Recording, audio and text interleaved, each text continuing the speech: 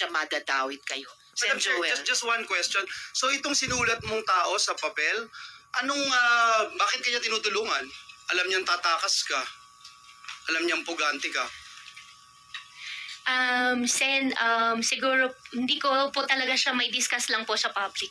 Kung bakit kanya tinutulungan? Hindi ko po lang po talaga siya may discuss. Kaya- Pero pwede ko po i-discuss po sa inyo. Okay, sige. I will wait for that. But, Chair, Madam Chair. Wawaping, sino nagbayad nung mga travel mo?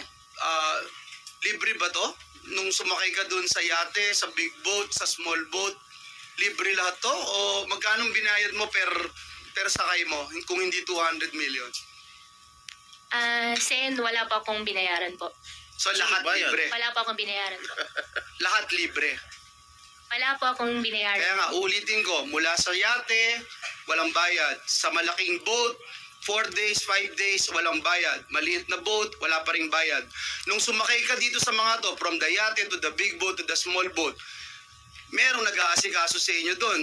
Yung pupunta sa, pag saan ka uupo, saan ka sasakay, kung sakaling tumaob, merong life vest, etc. Ilan tong mga tao na ito? Sa yate muna. Yung babae po ang kasama namin all the way po. Yeah, hanggang makarating ka doon sa dulo. Hanggang makarating po sa Okay, dulo. so siya yung laging lahat na nagpapacilitate itong Asyano na babae na ito, no? Babae po na Asian. Oo. Doon, no, pagsakay nyo, sinasabi sa inyo, saan tayo unang pupunta? Itong yate na ito, pupunta tayo para doon sa malaking yate, para sa malaking boat. Anong sabi sa iyo? Wala na pong mga ganun discussion po. Nung sumakay ka doon sa malaking boat at 4 na araw ka na doon sa maliit na kwarto, anong sabi sa iyo? Saan kayo pupunta? Bago po kami pinasok po doon sa maliit na room po, sinabi po sa amin, between 4 to 5 days po makakarating po. At saan kayo pupunta? Meron po siya na-mention po pero hindi ko po matandaan, pero not our country na po. Guwawaping, hindi naman po pwede na hindi mo alam kung saan kayo pupunta. Ikaw na nagsabi, gusto mo nang bumalik. Hindi po pwede yun na hindi mo alam saan kayo pupunta. Sen, pasensya na po talaga. Pinipilit ko na rin po yung sarili ko na ilabas po lahat, sabihin po sa inyo. Sana rin po na humihingi din po ako ng konting unawa din po sa inyo na paniwalaan niyo rin po. Wala po kang kaso na isinampa sa'yo dito sa pagtakas mo mula dito sa Pilipinas papuntang ibang bansa. Kaya siguro maintindihan mo rin kami. Pagkatapos mo kaming takasan, siguro maintindihan mo rin kami na mag-apila kami sa iyo na hingi ng katotohanan. Alam mo kung saan kayo pupunta. Alam mo kung saan ka, ano yung talagang destination mo. Para i-meet itong mga taong i-meet mo at mamaya tatanungin ko yun. At sa Miss Alice, sinabi ni Miss Sheila noon, ikaw ang nagsasabi kapag aalis kayo at saan kayo pupunta. So alam nga namang pareho kayong di nyo alam kung saan kayo pupunta at okay lang sa iyo. Majority Leader and then SP Pro Tem. One quick question kay Miss Alice. May tumulong ba sa iyo na mga tiga-immigration? Alam mo yung mga tiga-immigration? Immigration, wala po. Pilipinas. Government officials, wala rin po. Filipino, wala po. Wala pong tumulong. Matanong ko lang, Madam Chair, si Commissioner Tansingco. Commissioner, kumakalat na po yung balita galing kay Secretary Remulla, your boss, na pinalitan na raw kayo. Is this correct? Good afternoon, Madam Chair. Good afternoon. Commissioner Tama Tansingco. ba yung Commissioner na Na-receive ko relieve of your na post? na-receive ko na po from through the post sa media, but I have not yet been officially informed, Your Honor. Not yet informed that you are being relieved or being transferred to another post, so wala. Not yet, Your Honor. Pero aware kayo na there is a certain move to replace you as the head of the Bureau of Immigration. Through the media, Your Honors. Yun lamang po, just to make that of record, Madam Chair. Salamat, Madjo. But I hope, Commissioner, mag-stay on pa rin kayo sa aming hearing habang tumatakbo ito ngayong maghapon. We need all the agencies on board sa aming investigasyon. Yes, Your Honor. Salamat, Commissioner. Yes, SP Pro Tem. Itong pangalan na sinulat mo, ikaw ba humingi ng tulong sa kanya o kusa siyang tumulong sa iyo? Humingi po ako ng tulong po. Actually, hindi tulong po yung hiningi ko po sa kanya. Ano hiningi mo? Actually, to be exact, medyo pinagsalitaan ko po siya na hindi maganda. Ano yun? Ano yung hindi magandang pinagsalitaan mo sa kanya?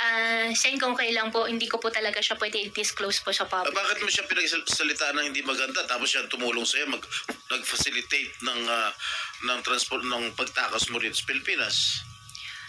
Opo, Sen, hindi ko lang talaga siya pwede i-discuss Hindi po nga, sa ang public. tanong ko sa'yo, pinagsalitaan mo siya na masama, pero siya ang nag-facilitate nung pagtakas mo rito sa Pilipinas. Kung pinagsalitaan mo siya ng masama, siyempre ako, pag pinagsalitaan mo masama, hindi na kita tutulungan. Di ba? SP Pro Temp, bago sumagot sana si Miss Alice, the Chair would like to recognize yung presensya ni Sen Migs. Salamat sa iyong pagdalo. Salamat kayo. At si Sen Bongo. Salamat. Pakisagot na yung tanong ni SP Pro Temp. Kinailangan pa niyang itanong ng 2 beses. Oo nga po pero katulad po nung na-mention ko po kanina, hindi ko po talaga siya pwede i-disclose lang po sa public. Madam Chair, isa lang. Just Bago one. si Sen Bong Revilla, the Chair would like to appreciate the presence of Sen Grace. Salamat Thank you. po. Yes, Isa lang, Alice. Sir, Okay, exciting. SP Isa lang. Pro Temp Alice, muna and then Sen Bong. Bakit hindi mo pwedeng i-divulge sa publiko? Ano ba, may sikreto ba kayo? This is just a simple question. No, Eh, pinagsalita mo sama, absurd. Para sa akin, it's weird. Tapos, siya pa ang tumulong sa'yo na makatakas sa Pilipinas. Sen, it's really about security na po talaga. Di ba you feel safe? You're under the custody of the Philippine National Police. Yes po. You're under the custody of NBI. Now Opo. you're under the custody of the Senate. And Opo. we will protect you. Opo. Oh, why don't you want to divulge everything here? Sen, you know. andito po ako, safe na safe po ako, alam ko po Oh, yes. yun. Pero pagkatapos po ng session, paano po ako? Yun lang, dun po ako nagwo-worry, kaya ayaw ko po mag-disclose po sa public. Nandyan ang police, nandyan ang NBI. We will protect you. Just as long as you tell the truth. At saka Miss Alice, yung papel, yung pangalan na sinulat mo sa papel, actually lumabas na yung pangalan niya sa hearing eh. Tinanong ko na kayo tungkol sa taong yan. Nasaan ba siya ngayon? As of today, hindi ko po alam na saan po Nasa siya. Taiwan, Madam Chair. Okay, SP Pro Temp. Okay, isa lang, isa lang. Itong taong binanggit mo. In line with Yes, oo. Itong taong sinulat mo, holder ng 5 passport to. Hmm. Are you aware of it? Sen, hindi po ako aware na holder Yes, po siya eh. ng 5. Holder ng passport ng KITS, Nevis, China, Cyprus, Dominica, tsaka Cambodia. He's a holder of 5 passports. And based from the information I received, he's now in Taiwan. Now, please, ako nakikiusap ako sa iyo. Kami sa committee to nakikiusap sa iyo na magsabi ka lang ng buong katotohanan. We are here to ferret out the truth. The whole truth and nothing but the truth. Yung tanong ko lang sa iyo napakasimple. Sino ang humingi ng tulong? Ikaw ba humingi ng tulong dito sa taong yung pangalan sinulat mo? Sige na. Sen, hindi po tulong po yung hiningi ko po sa kanya talaga. So ano? Pinagsalitaan ko po talaga siya ng hindi maganda. Ano nga? Doon po nag-start. Why did he or she felicitate your escape from the country? Kung pinagsalitaan mo siya na masama. Yun lang naman eh. Okay. Bakit siya Siguro nag-facilitate? po dahil isa na rin na sa tingin ko lang po, no, baka nagigilty na rin po siya. Nagigilty saan? Opo. Isa na nangyayari po ngayon sa akin. Dahil, Tingin ko lang po. bakit siya nagigilty? Bakit siya nagigilty?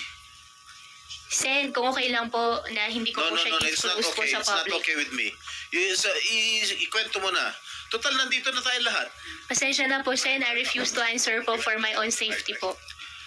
SP Pro Temp, gusto mag-interject. Yung si safety Sen mo, Bong. sagot na namin. Sagot Isa na lang, ng sagot. PNP. Isa lang tanong, isa lang. Isa lang. With the indulgence of SP Pro Temp, Ah. Sen Bong. Jing, isa lang, isa lang. Tumakas ka ba o itinakas ka? Anong difference? Ikaw ba yung tumakas, Miss Ikaw Alice? ba O yung taong tumakas ito o sa papel, itinakas ka? tinakas ka niya?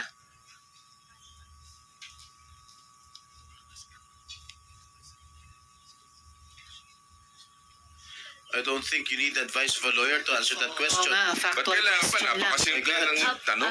Sen, siya po nag-initiate po, pero along So the way po, itinakas ka niya. along the way po, hindi po kami magkasama. Oo nga. So itinakas ka. So nung Hindi ka pag-alis nyo tumakas. sa Magkaiba yate, kasi yan. sorry Senbong, quick ano lang. Yes. So nung pag-alis nyo sa yate sa Manila, kasama yung taong nakasulat sa papel? Hindi po. Hindi Wala po. rin? Opo. Okay. Madam Chair, Sen- ibig sabihin, Madam Chair, itinakas Of po SP siya. Pro Tem. Is that, I just wanted to clarify, hindi ka tumakas. Itinakas ka nitong tao na ito? Hindi, ang nangyari po dyan, Desisyon mo ba na umalis o ang taong ito ang nagdesisyong umalis ka? Kasi sabi mo Yes or gusto no mo na lang? sanang Yes umatras. or no lang, desisyon mo bang umalis o itong tao na ito ang nagdesisyon para sa iyo umalis?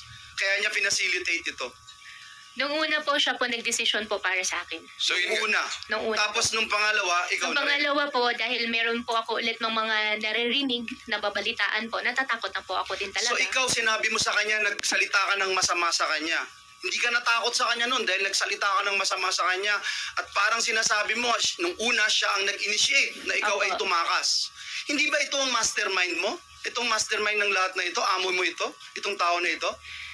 Sen, wala po akong amo. Okay. So, Ikaw ang big boss ng Ikaw lahat ang ng big boss ng Pogo lahat. sa Hindi rin- Bamban? Hindi rin po ako big boss ng Bamban. Ano ka? Kung hindi ikaw ang boss, kung hindi siya ang big boss, anong papel mo, Miss Alice, sa Pogo sa Bamban? You are under oath, ha? At ang dami nang lumabas sa pagdinig na ito. Madam Chairman, doon sa Pogo, sa Bamban, ang participation ko lang po doon ay yung lupa na dati po sa akin. No. We've gone way beyond that na. yes, Madam Chair, yes, just Sen to put Joel. into the records, no? For the, SP Itong Pro Tem. tao na ito, sabi niya nung una siya nag-initiate na itakas siya. Pangalawa, Madam Chair, nagalit siya at sabi niya na itong lahat ng nangyayaring ito, parte siya kung bakit nangyayari ito. Inamin niya na yon, Madam Chair. So, ibig sabihin, Madam Chair, itong tao na ito, malaki ang, hindi man niya amo ito, malaki ang participation nito sa mga illegal activities niya, Madam Chair. Just to put that on record. Yes, salamat, Sen Joel. Madam Chair, only one yes, question. SP Pro Tem. Madam Alice, ito bang pangalan na sinulat mo sa papel? Ito ba nagtangka sa buhay mo ito? Ito ba yung nagtatangka sa buhay mo?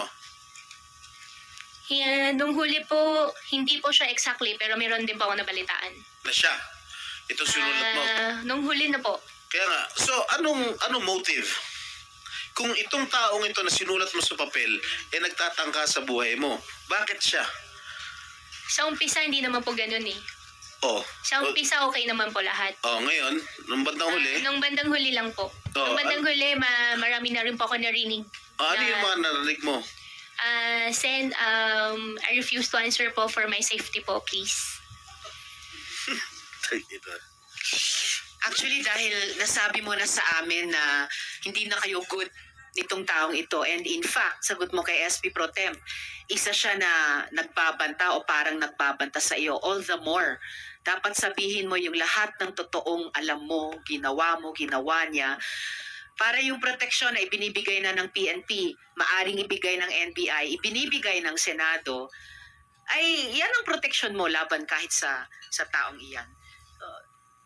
Maybe, Madam Chair, you can continue with your Yes, questioning. salamat and- SP Pro Save Tem. time. So by the way, Miss Alice, kinukumpirma mo ba na nung August 14 wala ka na sa Pilipinas kung kailan ninotaryohan yung iyong sinumiteng salaysay? Ma'am, meron na po akong kaso po sa ombudsman. I'm just asking po kung wala ka na ba sa Pilipinas nung August 14? Oo, hindi yan incriminating sa kaso mo sa ombudsman. Tinatanong ko lang, wala ka na ba sa Pilipinas nung August 14?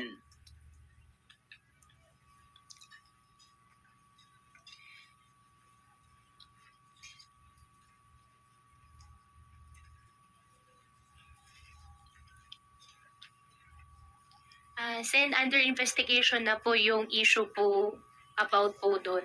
No. I'm just asking, nandito ka ba sa Pilipinas nung August 14? Sen, hindi ko po siya, hindi ko po siya isasagot kasi mayroon na pong kaso po sa akin about it po. Kailan kayo umalis sa yate? Anong petsa? Ah,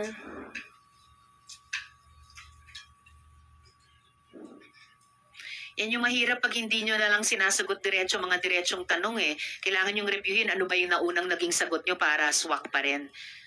Anong petsa nung pag-alis nyo sa yate? to be exact, hindi ko po alam yung anong date po talaga, pero Anong July buwan? po yun. July. Opo. Oo. So, before August 14, umalis kayo sa yate. Tama? Tama. July comes before August. Opo, July po kami sumakay sa yate po. Right. Okay. Sabi nyo sa isang media interview, kilala mo si Attorney Galicia. Paano mo siya nakilala? Hindi po ako nagpa-interview po, Madam Chair. Basta, sinabi mo sa isang media interview, Wala po. marami ka ng interviews, alam ko po yon. Paano mo nakilala si Attorney Galicia? Madam Chair, wala po akong sinabihan po na gano'n sa interview po. Kilala Wala mo kasi- ba si Attorney Galicia? Madam Chair, I invoke my right po. I'm just asking. Parang tinanong mo ako, Risa, kilala mo ba si Sen Sherwin? Kilala mo ba si Sen Doroy? Tinatanong lang kita, Miss Alice. Kilala mo ba si Attorney Galicia? Sen, kausapin ko lang po saglit yung council. My God. Si Attorney Galicia ay naging resource person na rin po namin dito sa hearing na ito. So, siguro naman out of the two answers na pwede niyong ibigay sa chair, totoo ang sasabihin niyo.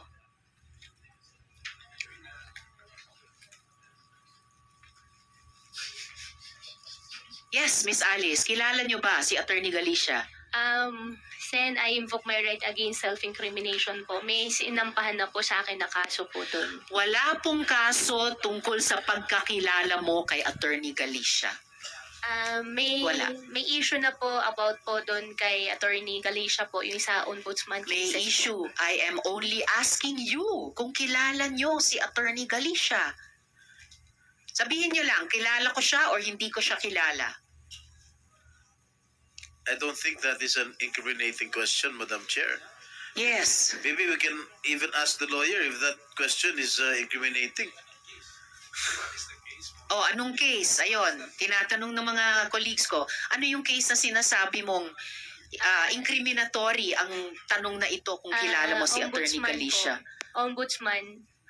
Anong kaso Ay, sa hindi po pala sa ombudsman? ombudsman, sa DOJ po. Anong yung kaso sa DOJ on human trafficking? Opo. Wala pong kahit sa mga tanong namin, walang kinalaman ang pagkakilala mo o hindi kay Attorney Galicia sa mga charges ng human trafficking. Pwede ko bang tanungin si Director Santiago, sa pagkaalam po ng NBI, kilala po ba ni Miss Alice si Attorney Galicia? Mayroon pong interview na tinanong siya at sumagot siya na kakilala niya. Okay, salamat Director Santiago. So hindi lang po ako ang nagsasabi from our NBI resource person, no less the director, meron kayong interview, sinabi nyo, kilala nyo si Attorney Galicia.